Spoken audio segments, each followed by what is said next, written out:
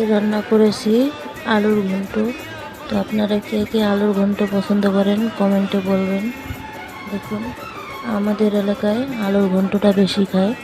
তো শুটকি দিয়ে আলু দিয়ে রান্না করা হয়েছে, এই যে দেখুন।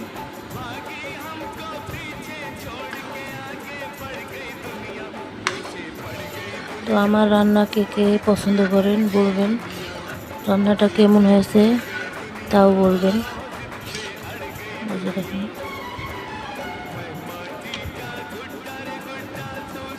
এখানে শুটকি দিবেন, মরিচ পেঁয়াজ আর আলু দেবেন, এছাড়া কোনো কিছু দিবেন না। আপনারা রান্না করে দেখবেন, অনেক ভালো লাগবে আপনার কাছে।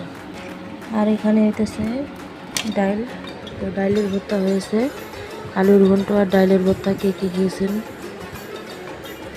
তো আমরা অনেকদিন পর ডালের ভর্তা খাইতেছি। তো ধন্যবাদ, ভালো থাকবেন।